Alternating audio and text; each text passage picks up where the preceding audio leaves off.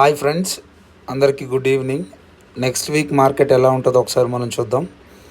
So next week మనం Nifty యొక్క సినారియోని చూస్తే, సో మార్కెట్ అనేది పోయిన వీక్ అంతా కూడా ఒక మంచి ఫాల్ని మనం మార్కెట్లో చూస్తున్నాం.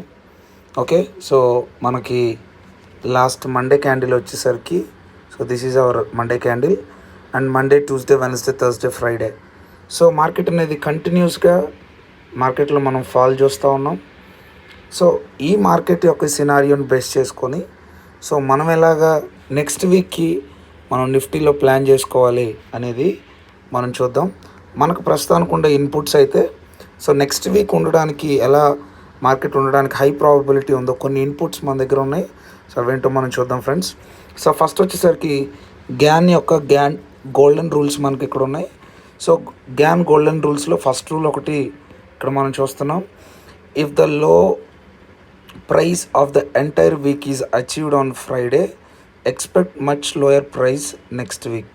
సో ఫ్రైడే కానీ మనకి కానీ ఆ వీక్లీ లో కానీ ఫ్రైడే వస్తే నెక్స్ట్ వీక్ కూడా మనకి ఇంకా ప్రైస్ లోకి రావడానికి ఛాన్స్ ఎక్కువ ఉంటుందని చెప్పి ఒక గోల్డెన్ రూల్ ఉంది మనకి క్యాన్ది.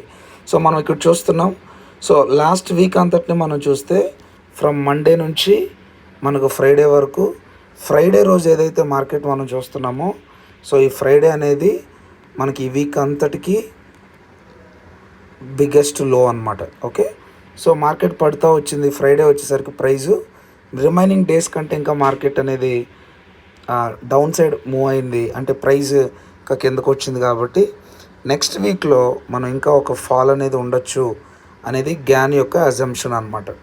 సెకండ్ థింగ్ వచ్చేసరికి మనం మార్కెట్లో చూస్తే, if the market is in a strong down trend, market కానీ మనకు స్ట్రాంగ్గా కానీ డౌన్ ట్రెండ్లో ఉంటే ఏం జరుగుతుంది, వీక్లీ హైస్ మనకి ఎప్పుడు వస్తాయంటే వెనస్డే రోజు వస్తాయని చెప్పి గ్యాన్ రూల్ ఒకటి ఉంది. సో కాబట్టి ఇక్కడ రెండు గ్యాన్ రూల్స్ మనం మాట్లాడుకున్నాం. ఫస్ట్ వన్ వచ్చేసరికి ఫ్రైడే కానీ వీక్లీ లో చేస్తే ఇంకా మార్కెట్ డౌన్ సైడ్ పడుతుందని చెప్పి మాట్లాడుకున్నాం. సెకండ్ థింగ్ వచ్చేసరికి మనకు మార్కెట్ అనేది స్ట్రాంగ్ డౌన్ ట్రెండ్లో ఉన్నప్పుడు మనకు నెక్స్ట్ వీక్లో హైస్ ఎప్పుడు వస్తాయి అంటే వెనస్డే రోజు రావడానికి ప్రాబబిలిటీ ఉంది. సో ఈ రెండుని మనం గ్యాన్ రూల్స్ దగ్గర నుంచి తీసుకుంటున్నాం అనమాట.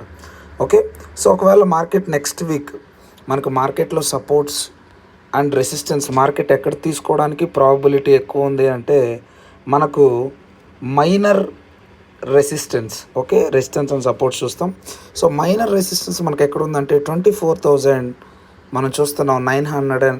24,976 అంటే అరౌండ్ 75 దగ్గర మనకు మార్కెట్లో ఒక మైనర్ రెసిస్టెన్స్ ఉంది. సో మార్కెట్ ఈ రెసిస్టెన్స్ని కూడా బ్రేక్ చేస్తే మేజర్ రెసిస్టెన్స్ వచ్చి 25,400 అనేది. ఒకవేళ మార్కెట్ కానీ మనకు నెక్స్ట్ వీక్ అప్ సైడ్ కానీ మార్కెట్ మూవ్ చేస్తే, so this is our major resistance and this is our minor resistance. So market అనేది ఒకవేళ అప్ సైడ్ మూవ్ చేసినప్పుడు ఈ రెండు లెవెల్స్ మనకి రెసిస్టెన్స్గా యాక్ట్ చేస్తాయి. లేదు మార్కెట్ అనేది మనకి డౌన్ సైడ్ వస్తే మనకి ఇమీడియట్ సపోర్ట్ ఒకటి ఉంది. 24,560 వచ్చేసరికి మనకి ఇక్కడ ఇమీడియట్ సపోర్ట్ ఉంది. సో మార్కెట్ ఇలా కిందకు వచ్చి మళ్ళీ బౌన్స్ బ్యాక్ అవ్వచ్చు. సో ఇంత పెద్ద ఫాల్ని చూసి ఇంకా ట్రేడ్సే, ఇంకా మార్కెట్ ఎక్కడికో పడిపోతుంది అనే బ్లైండ్ అజంప్షన్స్ మీద ఎవరు ఉండొద్దు.